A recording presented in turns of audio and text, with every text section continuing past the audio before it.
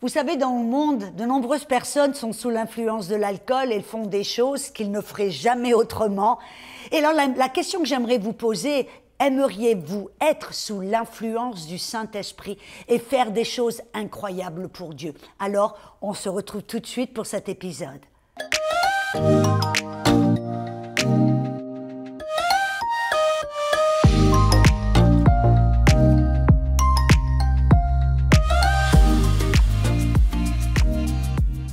Bonjour et bienvenue à la Zone Rafa, je suis Audrey Mac et aujourd'hui nous allons continuer de parler du Saint-Esprit. Oh, alléluia, nous avons tellement besoin de lui, c'est primordial, c'est impératif pour vous et pour moi d'être remplis du Saint-Esprit. Et vous savez, c'est intéressant que dans Éphésiens, Paul, vous rappelez qu'il lui, au travers d'Ananias, qui avait imposé les mains sur lui, avait reçu le Saint-Esprit et il a avoué dans 1 Corinthiens 14 qu'il parlait en langue plus que nous tous, que tous ceux qui étaient présents. Ça veut dire que Paul passait extrêmement de temps à parler en notre langue et je crois que c'est tellement important pour vous et pour moi. Si vous n'avez pas reçu le baptême dans le Saint-Esprit, je veux vous encourager à regarder l'épisode précédent où j'ai vraiment expliqué ce qu'était le baptême dans le Saint-Esprit et comment le recevoir. Et nous avons prié. Je suis persuadée que nombreux parmi vous avaient reçu le Saint-Esprit et faites-nous le savoir. Envoyez-nous un petit témoignage à gotel.net. Amen. Et ça nous fera plaisir de savoir ce que le Seigneur a fait pour vous. Mais aujourd'hui, je veux parler vraiment que ce n'est pas simplement suffisant d'avoir reçu ce baptême initial, mais nous devons vivre remplis du Saint-Esprit, remplis de cette puissance. Amen.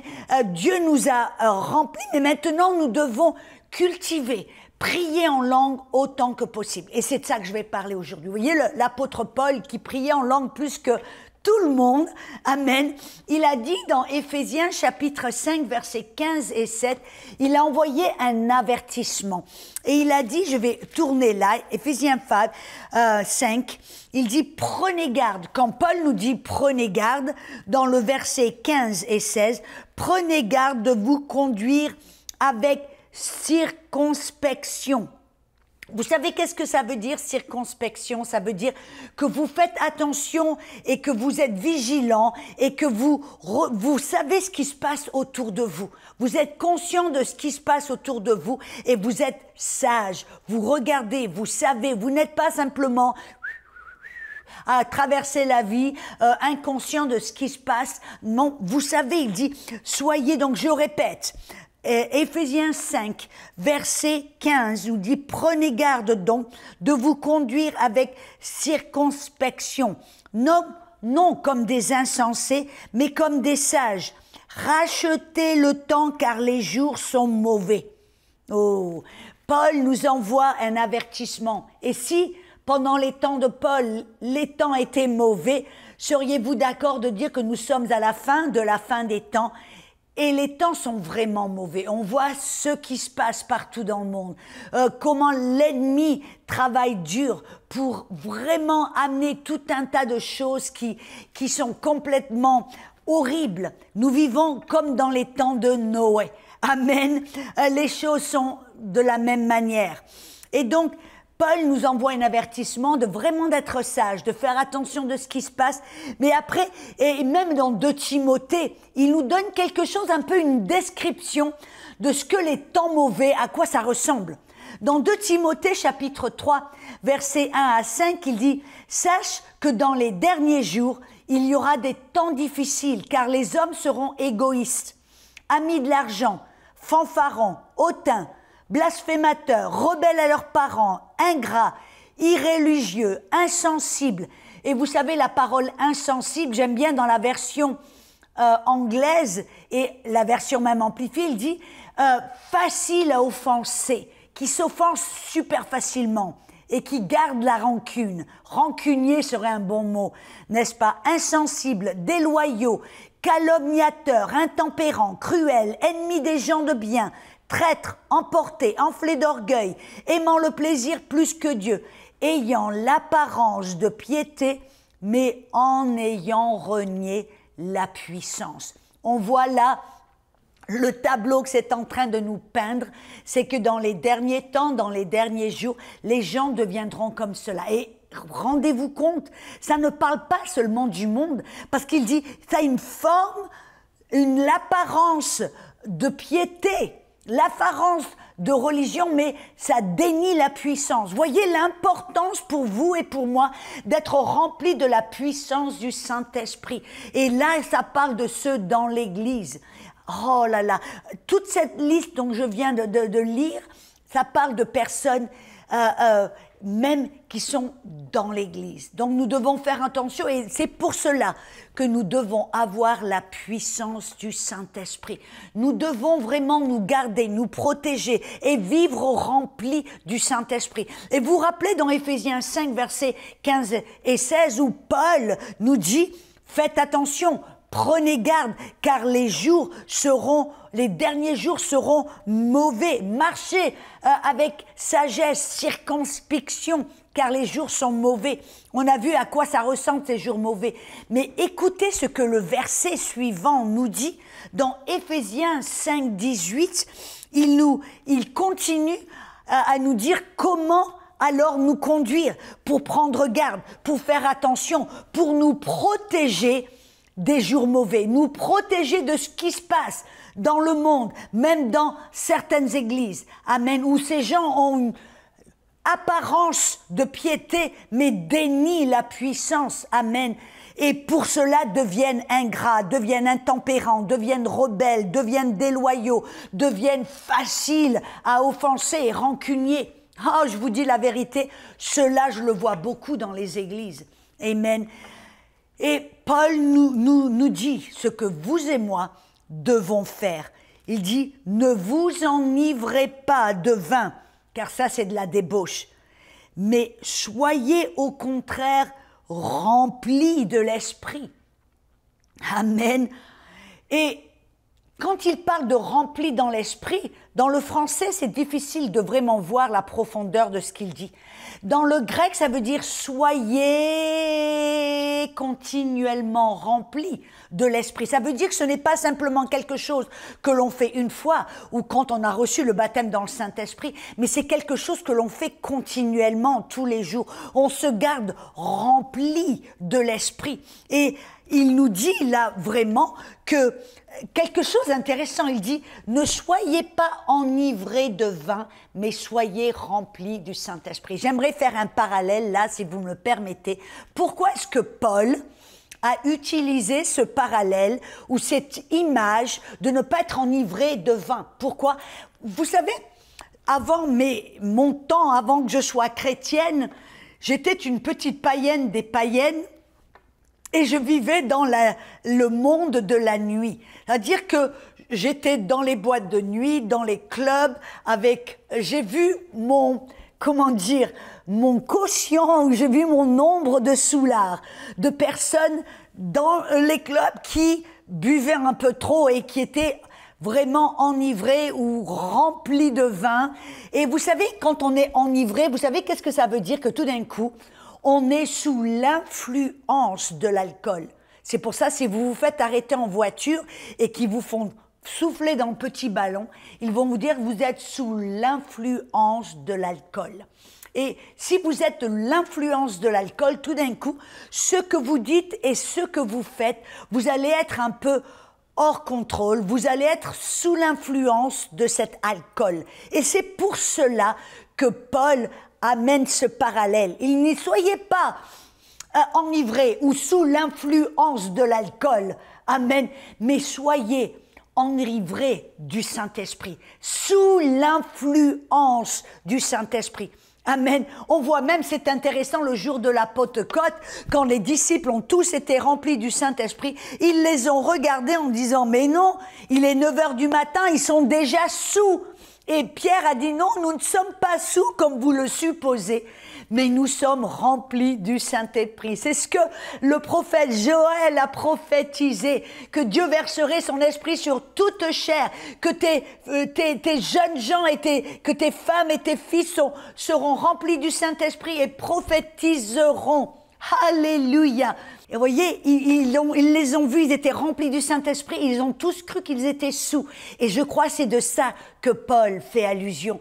Il dit, ne soyez pas enivrés sous l'influence de l'alcool, mais soyez sous l'influence du Saint-Esprit.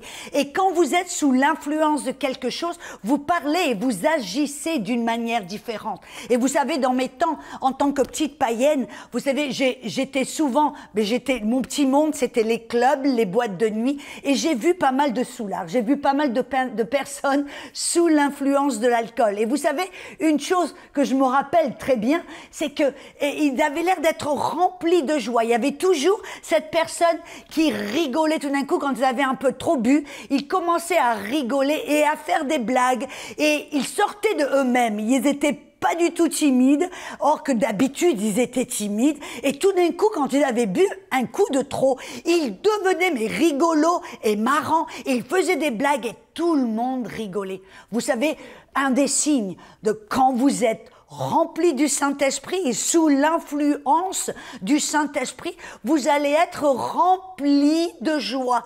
Vous savez, on voit Dieu, la Bible nous dit, en fin de compte, dans Psaume 2, verset 4, que Dieu, et il siège sur le trône et il rit. Dieu a un sens de l'humour. Dieu, il n'est pas sérieux et coincé. Dieu est plein de joie. Et si vous êtes sous l'influence de l'Esprit de Dieu, vous aussi, vous devriez être plein de joie, rempli de joie, être une personne pleine d'humour. Ça, c'est important. Et vous savez, c'est intéressant que Néhémie 8:10, pourquoi c'est tellement important? Parce que le prophète Néhémie dit que la joie du Seigneur sera ta force. Quand vous êtes sous l'influence du Saint-Esprit et que vous êtes rempli de joie, ça va vous fortifier, ça va vous guérir. Moi, je me rappelle quand j'étais toute seule dans mon salon et que je savais qu'il y avait du cancer, le Saint-Esprit m'a dit, la joie du Seigneur sera ta force. Et alors que j'ai rigolé, la guérison, amen, mon corps a été vivifié, mon corps a été guéri. Amen. Alléluia. Et quand quelqu'un est sous l'influence de l'alcool, vous savez qu'est-ce que j'ai aussi remarqué? Amen. Il y a un courage. Moi, je me rappelle voir des personnes qui étaient ivres, mais ils faisaient des choses de fou. Tout d'un coup, ils n'avaient plus aucune peur. Ils allaient presque des fois grimper les toits, ou ils allaient presque près d'un précipice. Regardez-moi, je vole, mais des trucs de fou. Mais d'habitude, quand ils étaient normaux, ils n'auraient jamais fait ce genre de faux. Et tout d'un coup, parce qu'ils sont sous l'influence de l'alcool, ils n'ont plus peur. Il y a zéro peur. Et vous savez, quand nous sommes sous l'influence du Saint-Esprit, rempli de la puissance du Saint-Esprit, vous ne devriez plus être une personne dominée par la peur, sans courage. C'est intéressant, vous savez, que dans 2 Timothée 1,7, Paul même en parle à Timothée, parce qu'il était jeune pasteur, il faisait face à pas mal de défis et de problèmes, et Paul lui a dit, mais Dieu ne t'a pas rempli avec un esprit de peur, de crainte, mais de puissance, de force, d'amour et de maîtrise de soi. Vous voyez, quand vous recevez le Saint-Esprit, c'est un esprit de force et de puissance. Amen. Et la peur ne devrait plus faire partie de votre vocabulaire, façon de parler. Et il y a un manque de peur, vous êtes rempli de cette force. C'est de là l'importance de prier en langue et de cultiver cette puissance qui est déjà en vous. C'est ce que Paul a dit à Timothée, anime remue, anime le don de Dieu que tu as reçu par l'imposition de mes mains. Oh, alléluia, ça me rappelle, voyez, dans Acte 4, quand les disciples ont été persécutés, on les a appelés, les pharisiens les ont battus, les ont menacés, leur ont interdit de parler au nom de ce nom-là, le nom de Jésus, et ils sont rentrés de là vers leur propre compagnie, et les dos en sang. Amen. Mais ils se réjouissaient qu'ils ont été comptés dignes de souffrir pour le nom de Jésus.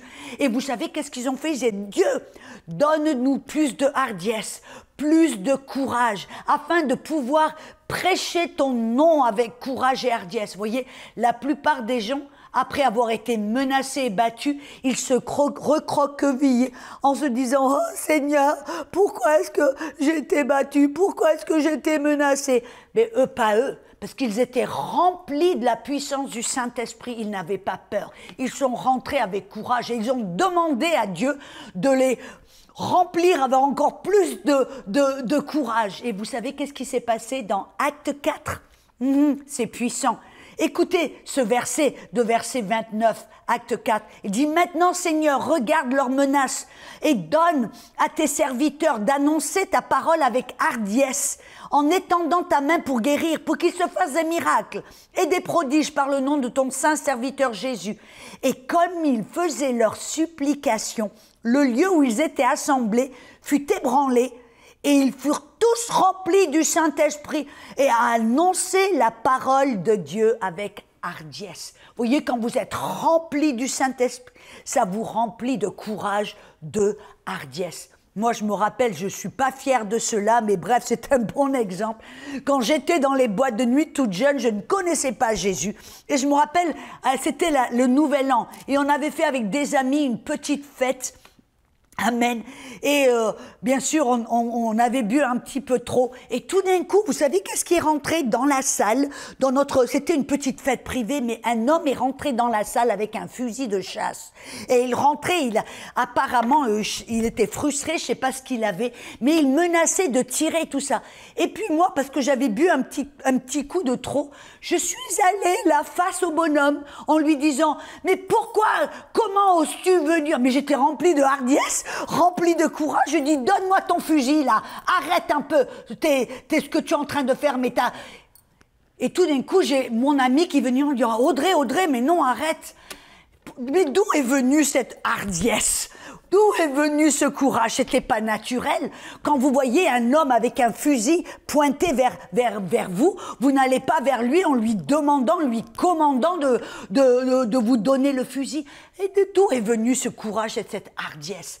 Elle est venue parce que j'étais sous l'influence de l'alcool. Et Paul là nous dit, ne soyez pas sous l'influence de l'alcool, mais soyez sous l'influence, sous la puissance et l'influence du Saint-Esprit. Soyez remplis du Saint-Esprit de telle sorte que vous êtes remplis de courage et de hardiesse. Vous n'avez pas peur de prêcher, de témoigner, d'imposer les mains sur les malades. Et peu importe si les personnes vous persécutent, ça ne vous déstabilise pas. Amen. Et vous savez que la vérité, c'est quand vous êtes sous l'influence de l'alcool, vous savez qu'est-ce que la Bible nous montre?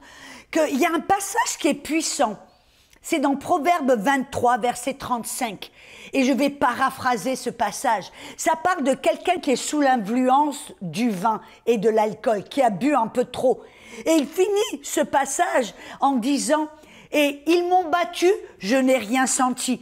Et ils m'ont frappé, je n'ai même pas eu mal. Mais je ne sens rien. Quand est-ce que je vais me réveiller? Et j'en veux encore un autre verre. Et vous savez, la vérité, c'est que j'ai entendu souvent que si quelqu'un est tellement sous l'influence de l'alcool, vous pouvez lui taper dessus, vous pouvez le battre, et puis... à la fin, il va se réveiller en regardant, il dit, qu'est-ce qui s'est passé? Je sais pas. Le mec s'est même pas rendu compte qu'on lui avait tapé dessus. Et la seule chose, quand il se réveille, qu'est-ce qu'il veut? Un autre verre de vin ou un autre verre d'alcool. C'est de ça que Paul nous parle. Parce que vous savez, on a vu que dans les derniers temps, les gens se trahiront. Et c'est ce que Jésus dit. Amen. Amen. Dans Matthieu 24, verset 4, verset 10 et verset 12, quand Jésus parlait de la fin des temps, il dit « Prenez garde que personne ne vous séduise. Plusieurs seront offensés, se livreront l'un à l'autre et se haïront l'un et l'autre. » Qu'est-ce que Jésus nous montrait? Bien sûr, j'ai condensé ce passage. Jésus nous montre qu'un des signes des derniers temps, c'est que les gens se trahiront, les gens se seront offensés facilement, les gens se trahiront et se haïront l'un et l'autre. Et qu'est-ce que je vois cela dans les églises? Les gens qui se cassent du sucre l'un sur l'autre, les gens qui se trahissent, les gens les églises qui se divisent parce que l'un veut ceci, l'autre veut cela. Il n'y a plus d'amour, plus d'unité dans les églises. Amen. Pourquoi? Parce qu'il y a un manque de puissance. Les gens ne sont pas remplis de la puissance du Saint-Esprit. Ils ne sont plus sous l'influence du Saint-Esprit. Et c'est pour cela que vous et moi, mes amis, nous devons passer du temps tous les jours à prier en notre langue. Amen. Et quand vous n'êtes pas rempli et sous l'influence du Saint-Esprit, vous serez très susceptible au mensonge du diable, susceptible à l'offense, susceptible à la peur, susceptible à tout ce que l'ennemi veut essayer de faire dans vos vies. Mais vous savez aussi ce que j'ai découvert quand je me rappelle que j'étais dans ces boîtes de nuit, dans ces bars, dans ces clubs. Quand une personne était sous l'influence de l'alcool, il rentrait dans la boîte de nuit avec un portefeuille plein d'argent. Bon, à l'époque, c'était des espèces. Hein.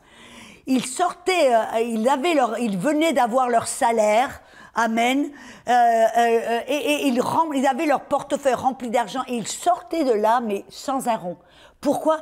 Parce que sous l'influence de l'alcool, ils étaient tellement généreux. Ils donnaient une tournée pour tout le monde. Et tout d'un coup, mais ils n'étaient plus du tout radins. Peut-être que tous les jours, ils auraient peut-être des difficultés à donner, à partager. Mais tout d'un coup, sous l'influence de l'alcool, il y avait cet esprit de générosité qui venait sur eux. Ils achetaient pour l'un et pour l'autre. Et le plus il était sous, et le plus s'en fichait s'ils partaient sans un rond. Je vais vous dire, mes amis, dans les églises, souvent, je vois des chrétiens qui sont si radins. Des chrétiens, on leur parle d'être généreux, on leur parle de donner, tout d'un coup, hop, ils font un pas de recul, ils commencent à être offensés quand on essaie de leur montrer l'importance d'être des êtres généreux. Pourquoi? Parce que Dieu est généreux. Dieu a tant aimé le monde qu'il a donné son meilleur. Il s'est donné lui-même, son Fils. Amen. Et si vous voulez voir un chrétien qui est sous l'influence du Saint-Esprit, c'est un chrétien qui non seulement veut donner, mais qui aime donner. Un chrétien qui prend plaisir à donner, à partager, à donner tout ce qu'il a, même de lui-même. Vous voyez, c'est un des problèmes souvent dans les églises. Les gens ne se donnent pas de eux-mêmes. Ils sont radins avec leur temps, leur argent et leur talent. Cela devrait changer, mes amis. Dans les fins des temps, nous devons être des enfants de Dieu sous l'influence du Saint-Esprit qui n'ont pas peur de donner. Et vous savez pourquoi nous ne devrions pas avoir peur de donner? Parce que Dieu est tellement bon, le plus on donne, le plus il nous bénit. Et voyez, on rentre dans un cercle vicieux où tout d'un coup on donne, Dieu nous multiplie. On s'appauvrit, Dieu nous enrichit. On donne, il nous redonne. Et tout d'un coup, le plus on donne, le plus on reçoit. Mais l'important, c'est d'avoir le cœur. Ce n'est pas simplement oh, je vais donner pour recevoir, je vais donner, Dieu va me... Non, arrêtons cela, ne rentrons pas dans cette mentalité mesquine de oh, je donne seulement si je vais recevoir en... Non, on doit donner parce que on aime Dieu, on veut l'aimer, l'honorer, on veut partager et faire du bien aux autres. On veut voir quelqu'un qui a du besoin. Vous savez, je vais vous donner un petit exemple. Et ça m'avait tellement béni. L'autre jour, j'étais au supermarché et puis j'étais là. Et puis, tout d'un coup, j'ai payé mon addition, j'ai mis ma carte de crédit dans la machine. Et puis, tout d'un coup, le Saint-Esprit me parle, il me dit, paye l'addition ou paye les épiceries de la dame derrière toi. Et je vois cette dame avec un petit garçon dans son chariot. Et je la regarde et puis j'attends qu'elle est toute... Je vois son total et je dis, mademoiselle, derrière la caisse, je vais payer. Je mets ma carte dans la machine avant que la dame, et je dis, et je lui dis, Jésus m'a demandé de vous payer votre épicerie. Amen. Elle me regarde, elle dit, ah, ben, merci bien. Et vous savez qu'est-ce qu'elle a fait? Elle a regardé la personne qui était derrière elle, et elle m'a dit, en fin de compte, elle me dit merci, je reçois cette bénédiction. Apparemment, cette femme était chrétienne, elle a dit, je reçois cette bénédiction, que Dieu vous bénisse, merci. Et puis elle se tourne, elle voit la personne derrière elle, et puis elle dit, madame, qu'est-ce que vous avez? Moi, je vais payer maintenant votre addition. Et je dis, mais alléluia. Et puis la personne, le jeune homme derrière la caisse, il savait pas quoi penser parce qu'on se bénissait. J'ai commencé un chaînon à bénir la personne que je ne connaissais pas. Je ne l'avais jamais rencontrée. Et elle, qu'est-ce qu'elle a fait? Elle a béni la personne derrière elle. Vous savez, si on faisait cela dans les églises, à commencer à vouloir se bénir, et on va là à bénir les gens partout, là, à l'épicerie. Voyez, les soulards qui ne connaissent pas Jésus le font dans les boîtes de nuit. Et pourquoi est-ce que nous, enfants de Dieu, avec l'Esprit de Dieu en nous, nous ne le ferions pas là dans le monde? Je vais vous dire que les choses changeraient. Les gens seraient attirés au cœur de Dieu quand ils voient une personne qui s'appelle chrétien avec un esprit de générosité. Voyez, les choses iraient bien beaucoup plus vite si les chrétiens s'arrêtaient d'avoir peur de manquer et commençaient à croire que Dieu est bon, que Dieu veut les bénir et savoir que je veux ressembler à Dieu, je veux être une bénédiction pour les autres. Avec cet esprit de générosité, je vous dis la vérité, que les choses commenceraient à changer. Les gens auraient le cœur ouvert pour vraiment se dire, moi je veux connaître ce genre de Dieu qui a fait que tu ne me connais pas et tu vas payer pour mes courses ou pour mon épicerie. Ah là là, voyez un petit peu. Et je veux vraiment vous dire, mais comment être rempli et rester rempli du Saint-Esprit? Paul nous le montre en priant en notre langue d'une manière régulière. Et amen. Et la belle chose, c'est que vous pouvez prier en langue derrière votre volant, ou alors faites votre lessive, ou derrière votre ordinateur, ou alors que vous êtes au boulot, ou peu importe, dans le métro, vous pouvez prier en autre langue, en chuchotant. Amen. Et vous pouvez aussi... Quelque chose qui vous garde rempli du Saint-Esprit, c'est la louange. Et je ne parle pas de la louange où on parle de nous-mêmes. Je parle d'une louange qui est dirigée vers Dieu, où on adore Dieu, on lui dit qui il est, combien on l'aime, qu'il est puissant.